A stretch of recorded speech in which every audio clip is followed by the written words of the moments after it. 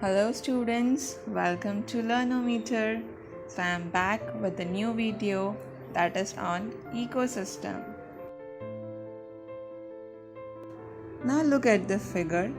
आपको क्या दिख रहा है फिगर में? Trees, water, land, soil, sun, right?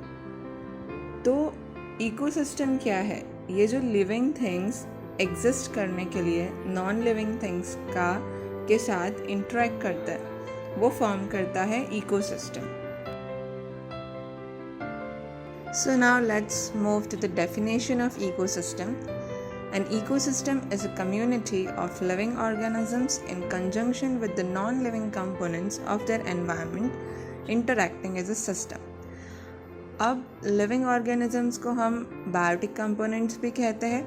For example, human beings, animals, birds, etc. And non living components या फिर फिजिकल फैक्टर्स उनको हम एबायोटिक कंपोनेंट्स कहते हैं. For example temperature, water, sunlight etcetera. So now let's move to the classification of ecosystem. So firstly, the classification on basis of the place. So on the basis of the place, we can classify the ecosystem into two. First one is terrestrial ecosystem and second one is the aquatic ecosystem.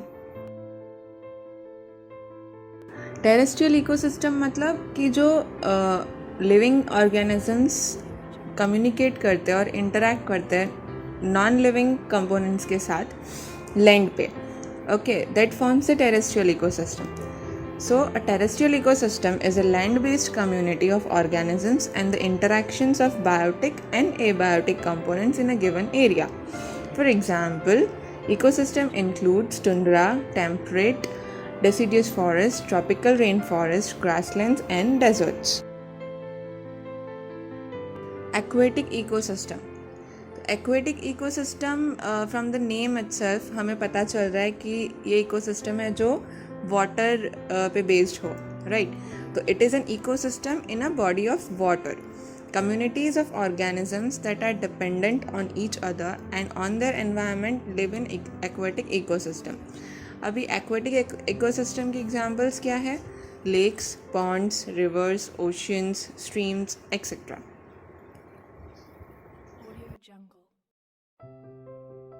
Now ecosystem can also be classified on the base of its type. Okay, the first one is natural ecosystem and second one is artificial ecosystem. Natural ecosystem. A natural ecosystem is a community of living and non-living entities and occurs freely in nature. Every component interacts together as a combined unit through physical, chemical and biological processes. So natural ecosystem क्या है? Like the name suggests, जो naturally occur हो freely, right? और आप figure में देख सकते हो examples of natural ecosystem, that is forest, ocean, lake and desert. Artificial ecosystem. It is a not self-sustaining and the ecosystem which cannot perish without human assistance. For example, a farm is an artificial ecosystem that consists of plants and species outside their natural habitat. Without humans, this ecosystem could not sustain itself. Okay, so it is an artificial one. मतलब हम humans उसको create करते हैं artificially. For example, farm, aquarium, zoo, etc. Now let's study about the types of organisms present in the ecosystem.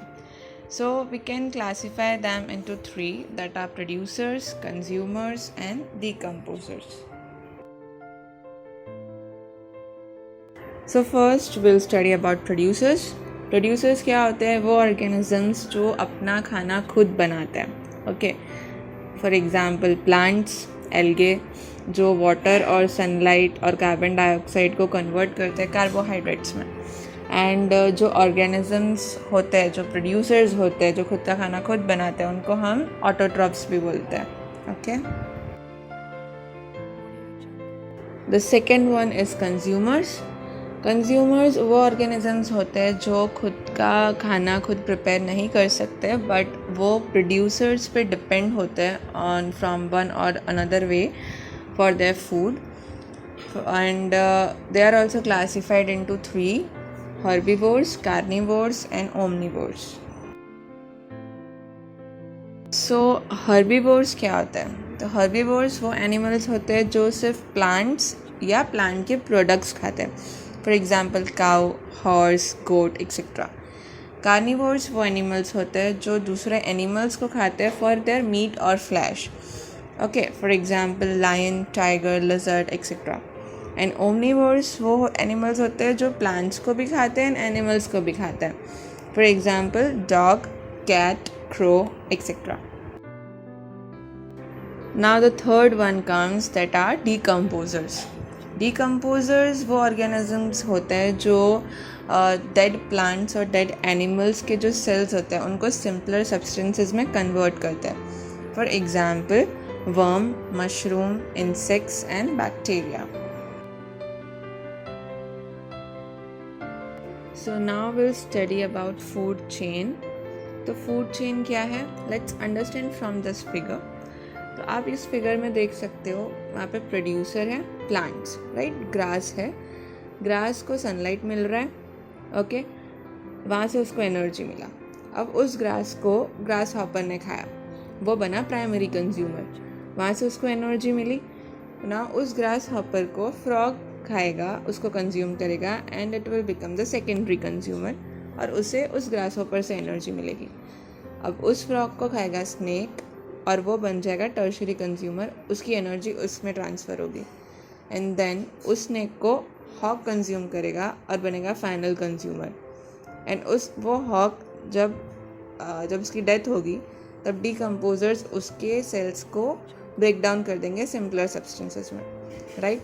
सो ये जो energy का flow है from sunlight to the last organism, last consumer, ये एक unidirectional flow है और इसी को हम कहते हैं food chain.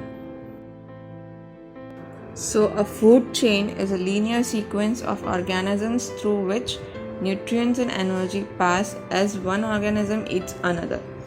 In a food chain, each organism occupies a different trophic level defined by how many energy transfers separated from the basic input of the chain. So इस फिगर में आपको different levels दिख रहे हैं, right? पहले है primary producers, then है primary consumers, then secondary consumers and tertiary consumers. So ये जो different levels है वो decide होता है कि कैसे एनर्जी का फ्लो हो रहा है, okay? And this each level are known as trophic levels. Food web, it's a series of organisms related by predator prey and consumer resource interactions, the entirety of interrelated food chains in an ecological community. For example, a hawk eats a snake which has eaten a frog, which has eaten a grasshopper, which has eaten a grass. A food web shows the many different parts, plants and animals are connected. For example, a hawk might also eat a mouse, a squirrel, a frog or some other animal. The snake may eat a beetle, a caterpillar or some other animal. Let's understand this with this figure. Okay? So आप देख सकते हो यहाँ पे कुछ plants है, right, जो producers है. सपोज हमने ये कॉर्न वाला प्लांट लिया ना, उसको ग्रास हॉपर कंज्यूम कर रहा है. अब ये ग्रास हॉपर को फ्रॉग भी खा सकता है और रैट भी खा सकता है, ओके? सपोज ये कॉर्न को ग्रास हॉपर ने खाया, ग्रास हॉपर ने ग्रास हॉपर को फ्रॉग ने खाया एंड फ्रॉग को पाइथन ने खाया, देन पाइथन को ईगल ने खाया, राइट? सो ये एक फूड चेन बना. But it may be possible that वो ग्रास हॉपर को रैट ने खाया होता और उस रैट को पाइथन ने खाया होता और उस पाइथन को उस ईगल ने खाया होता, राइट? एंड वो ये भी पॉसिबल हो सकता था कि उस रैट को पाइथन के बदले वुल्फ ने खाया होता, राइट? और उस वुल्फ को ईगल ने, right? It might be possible. So हमारे पास डिफरेंट पाथ्स है इस चीज़ को कम्युनिकेट करने के लिए, राइट? सो ये जो पूरा डिफरेंट पाथ है, अलग अलग कम्युनिकेशंस है हमारे पास, उसको हम कहते हैं फूड वेब.